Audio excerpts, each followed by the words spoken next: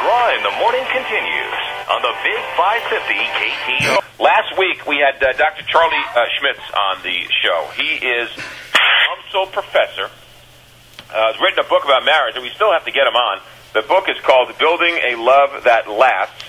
But Dr. Schmitz, are you there? I'm here. Thank you for joining us again so soon after you were with us last week. You were on talking about how you are forming or part of a group that has formed to help promote St. Louis, and the group isn't necessarily looking to merge the city and the county, but you would like to see us at least designated differently and combined so that when the publishing groups come out with the highest crime cities, we don't look so bad, and it's a better representation of what is actually going on. Well, that we talked about that last week when you were here in town, or here in the studio. Now comes out the report, which you said was coming out by CQ Press, that says that once again St. Louis is the worst city in the country for crime. Now, we asked you on the show to explain how and why that's a bogus claim. Well, thanks for the opportunity. First of all, I'd have to say I've been in higher ed for a long time, a lot of statistics classes where I am, and if these guys were in a statistics class on my campus, they would get an F. And the reason is, it's a misapplication of data. Now, let me give you an example, first of all. The FBI, the American Society of Criminology, the U.S. Conference of Mayors, and a bunch of others have discredited Morgan-Quitno's interpretation of these so-called crime statistics because they're simply not true, they're out of context, and they paint a picture of metropolitan areas not only that are harmful, but that are inaccurate and inflammatory. Let me give you an example. As you know, the St. Louis metropolitan area is a population of about 2.9 plus million people. It encompasses some 8,000 square miles, 8,000 square miles of space. If you take St. Louis County covers 524 square miles, and the St. Louis City covers 66 square miles. 66. So first of all, if you take wait. 66 square miles. You mean 66,000 square miles? No. Oh, 66 square miles. Okay. Yeah. Right. So the point I'm making, first of all, is this. When these statistics come out, first of all, they take a much smaller element. If you take the square miles of St. Louis City, it's about 11% of the combined St. Louis City and St. Louis County in terms of square miles. But yet, a 66 square mile area tells the world about the other 524 square miles of people out in the county and the 8,000 that make up the metropolitan area.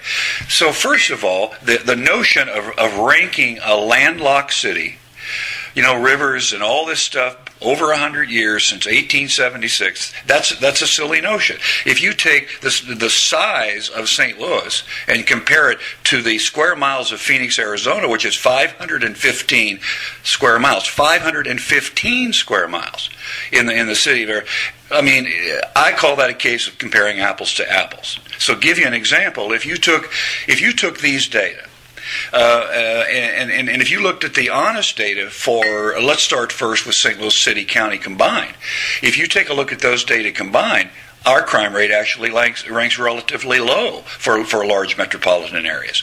If you take the metropolitan area, one study that I saw recently had the metropolitan area ranked as something over 100 in terms of crime per capita.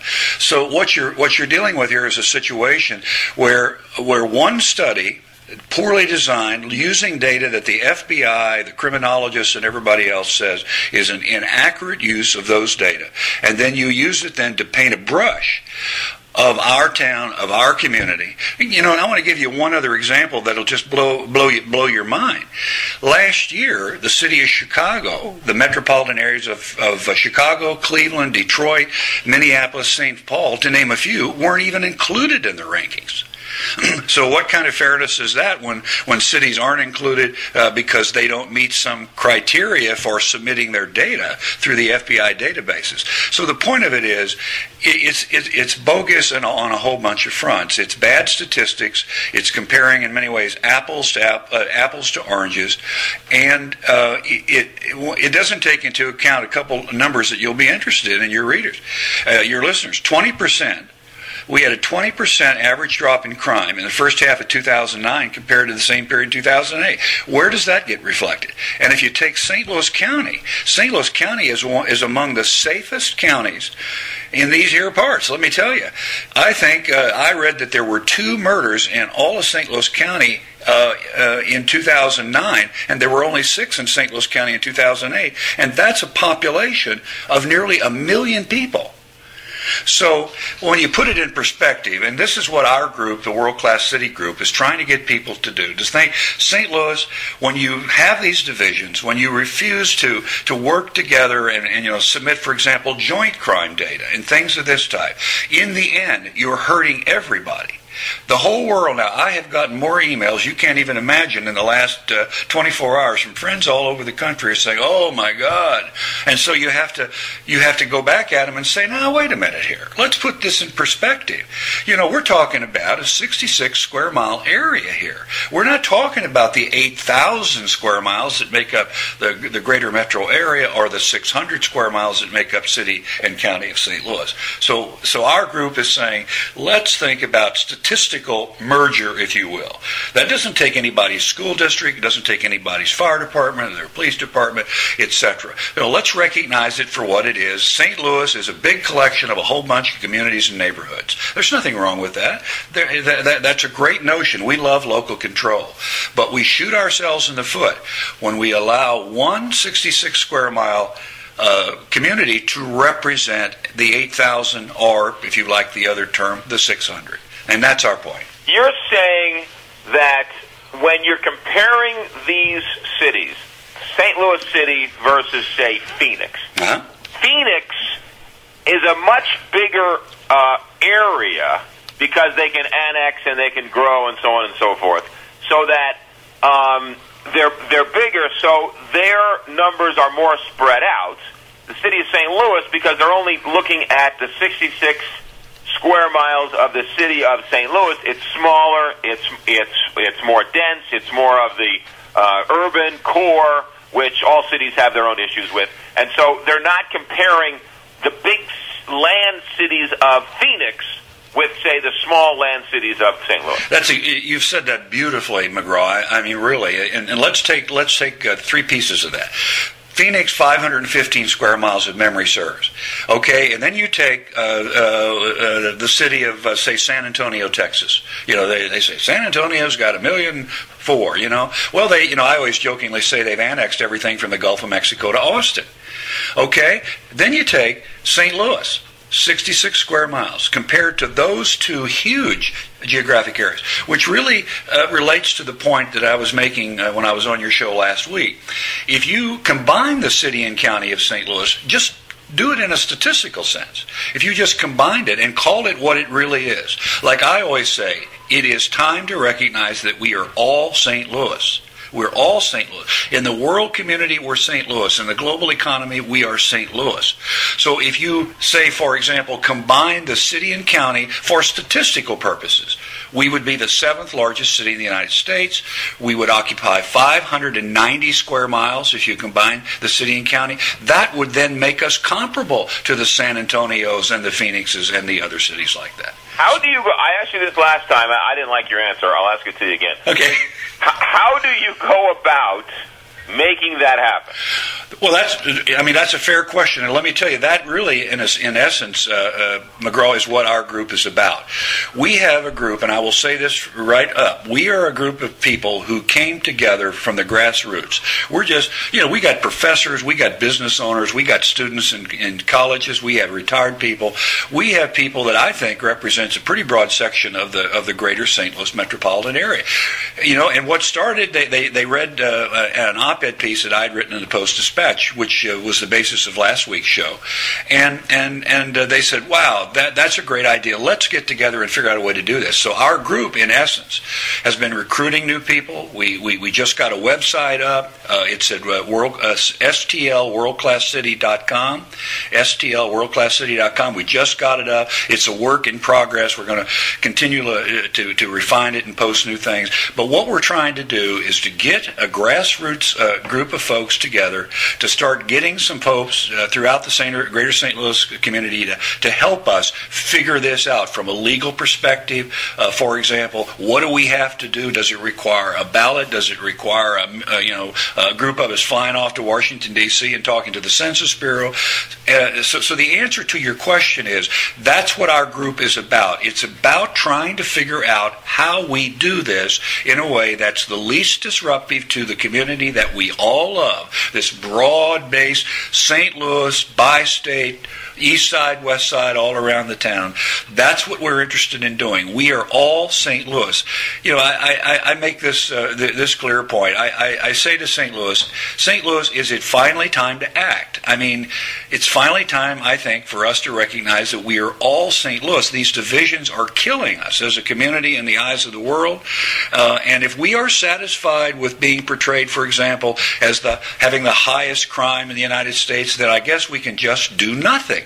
But if we say, wait a minute, that's not true of my community, it's not fair, I can guarantee you that crime rate is not true of St. Louis County, it's not true of St. Charles County, it's not true of Jefferson County, it's not true of Madison County, Illinois, and on and on and on. So St. Louis, I say, isn't it about time that we acted? And that's what our group is trying to do. Let's figure out a way to do this. Keep it out of the politics. Keep it out of, I'm going to steal your school district or your police department. Let's figure out how to do this in the fairest way. St. Louis has historical handicaps that we can't do anything about. We can't go back and fix what happened in 1876. When we have a landlocked city, we can't expand all the new communities sprouted up around us. We can't change that. But by the same token, we're a very old city. We've been around here since the 1700s. Phoenix can't brag that way. They weren't the crossroads of America for a century like we were. No, Phoenix's oldest building was built in 1974. Yeah, probably. But anyway, you get my point. And I hate to get all emotional about it. I hear your point. But I have a lifelong love affair with this place, and I'm just sick and tired of us being portrayed that way. You know what? Last thing, Doctor, is I did not know. Every year this CQ Press thing comes out and says that St. Louis is the worst crime city in America. They always go to the mayor Slay's office, and Rainford gets some quote about, we're not as bad as people think. It's a bogus, survey. I did not know until you told us on this show that the FBI discredits this CQ Press study. Absolutely. There's no question that's well documented out there. So if your people want to go out there and document it, I will also say the Regional Chamber and Growth Association of Greater St. Louis has done a lot of research on this. It's been well documented that not only has the FBI, but groups that represent criminologists all over the country who make a living of doing this, the American Society of Criminology. And our own on our campus, Rick Rosenfeld, is a national leader in criminology and criminal justice, award-winning, a stellar researcher. He reinforces the stuff that I'm saying to you right now. Right on our own campus, he even won an award for discrediting the Morgan-Quitno stuff. So every time the article comes out, they should say the FBI questions this every time, because the FBI is an independent organization as opposed to UMSL, or the RCGA. God love them, but they're there to promote St. Louis, so they're going to say this is bad regardless. Oh, sure, absolutely. If the FBI doesn't have credibility when it comes to crime statistics, then we're in trouble. Right.